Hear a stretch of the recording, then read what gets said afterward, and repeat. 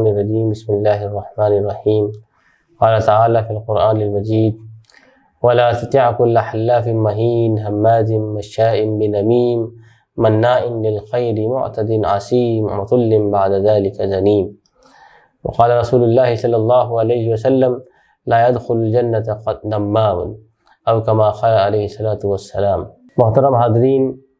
آج کا ہمارا ٹاپک ہے چغل خوری۔ عربی زبان میں اس کو نمیمہ کہا جاتا ہے، اور جو شخص اس بیماری میں مبتلا ہو جاتا ہے عربی میں اس کو نمام اور اردو میں چغل خور کہا جاتا ہے۔ لغت میں چغل خوری کہتے ہیں ایسی بات کو جو لوگوں کے درمیان فساد اور خرابی پیدا کرنے کے لیے پھیلائی جائے۔ اس لیے عربی میں کہا جاتا ہے کہ تزیین الکلام بالکذب، بات کو جھوٹ سے مزین کرنا، والاشاعۃ والافساد، اور پھر اس کو شائع کرنا تاکہ اس سے معاشرے میں فساد پھیلے۔ اصطلاحی طور پر یا یوں کہہ سکتے ہیں کہ بعض عربی زبان کے ماہر علماء نے اس کے متعلق جو باتیں لکھی ہیں اس میں حضرت امام غزالی رحمۃ اللہ علیہ کہتے ہیں کہ نمیمہ راز کو فاش کرنا ہے اور دوسروں کی پوشیدہ راز اور ان کی عیوب کو لوگوں کے سامنے ظاہر کرنا ہے، اور اس کے پیچھے جو اس کا نظریہ ہے وہ یہ ہے کہ لوگوں کے درمیان اس کے ذریعے سے شر اور فساد پھیلے۔ غیبت اور چغل خوری میں ایک ذرا سا فرق ہے۔ غیبت میں جو برائی پیٹھ پیچھے کی جاتی ہے اس کا مد نظر یا اس کے پیش نظر فساد یا معاشرے کے اندر شرارت پیدا کرنا نہیں ہوتی بسا اوقات، لیکن چغل خوری کے اندر اس نیت کے ساتھ چغل خوری کرتا ہے تاکہ پھر معاشرے میں، سوسائٹی میں اور خاندانوں میں جھگڑا پیدا ہو اور لوگوں کے درمیان ایک دوسرے کے اوپر جو ایک بھروسہ تھا وہ ٹوٹ جائے۔ قرآن مجید میں نبی اکرم صلی اللہ علیہ وسلم کو نمام یا چغل خور سے متعلق یہ بات کہی گئی ہے کہ لا تطع کل حلاف مہین ہماز مشاء بنمیم، کہ جو شخص معاشرے میں چغل خوری کے لیے کوششیں کرتا ہے، معاشرے کو فساد میں مبتلا کرنے کے لیے طرح طرح کی کاوشیں کر رہا ہو، آپ اس کی پرواہ نہ کیجیے۔ اسی لیے رسول اکرم صلی اللہ علیہ وسلم نے حدیث میں بات ارشاد فرمائی کہ جنت میں کبھی داخل نہ ہو سکے گا وہ شخص جو نمام ہے یعنی چغل خور ہے۔ ابن کثیر رحمۃ اللہ علیہ نے مشاء بنمیم کے ذیل میں یہ بات لکھی ہے کہ وہ شخص جو لوگوں کے درمیان باتیں نقل کرنے کی اور لوگوں کے درمیان ان کی عیوب اور ان کی خرابیوں کو ایک دوسرے میں پھیلانے کی کوشش کرتا ہو تاکہ وہ آپسی تعلقات کو ایک دوسرے کے درمیان خراب کر دے، اس کو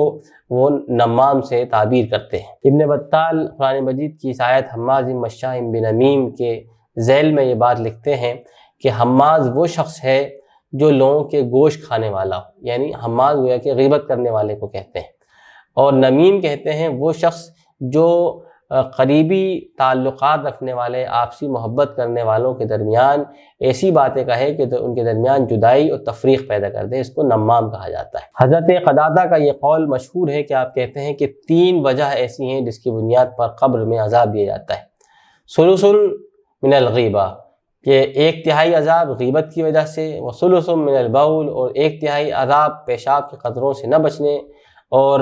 ناپاکی میں مبتلا رہنے کی وجہ سے، وثلث من النمیمہ، اور 1/3 عذاب انسان کو چغل خوری کرنے کی وجہ سے قبر میں دیا جاتا ہے۔ تو گویا کہ اس قول سے بھی یہ بات بھی معلوم ہوتی ہے کہ عذاب قبر سے انسان کو ایسی صورت میں حفاظت ہو سکتی ہے کہ وہ 2 بری صفات سے اپنے آپ کو حتی الامکان اس سے بچائے رکھے۔ پہلی صفت غیبت سے اپنے آپ کو بچا کے رکھے، اور دوسری چیز چغل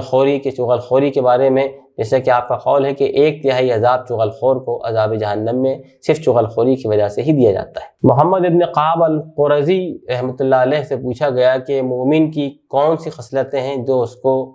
بہت ذلیل اور کمتر بنا دیتی ہیں، تو آپ نے کہا کہ زیادہ بات چیت کرنا اور چغل خوری کرنا اور کسی کی بات کو بھی بغیر تصدیق اور بغیر کسی دلیل کے قبول کر لینا،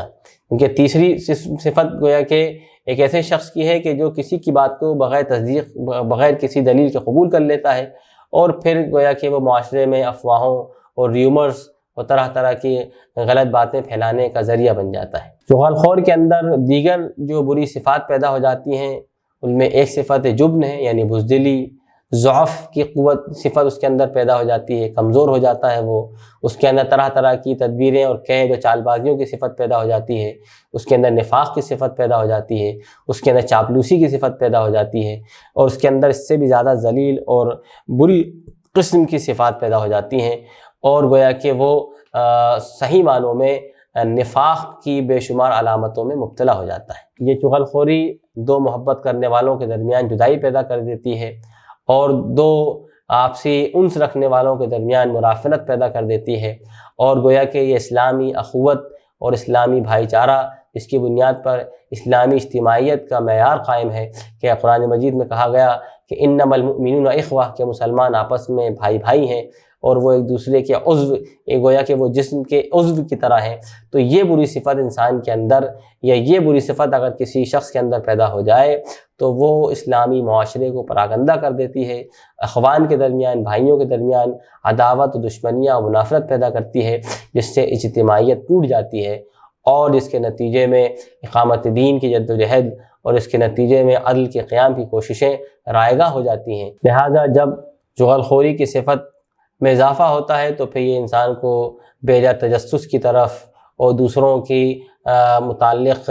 تحسس پر ابھارتا ہے۔ آدمی دوسروں کے متعلق طرح طرح کے تجسس کرنے پر آمادہ ہو جاتا ہے کہ کون کیا کر رہا ہے، کیسے کماتا ہے، کیسے خرچ کرتا ہے۔ غرض یہ کہ یہ تمام برائیوں کو انسان کے اندر جمع کر دینے والی ایک بہت بری اور بہت سخت آفت ہے۔ ایک شخص نے ایک حکیم سے چند سوالوں کے پوچھنے کی غرض سے 700 میل کا لمبا سفر طے کیا۔ پھر جب وہ ان حکیم کے پاس پہنچا تو اس شخص نے اس حکیم سے پوچھا کہ میں آپ سے 7 سوالات کے متعلق جواب چاہتا ہوں۔ پہلا سوال تو یہ ہے کہ اخبرنی عن السماء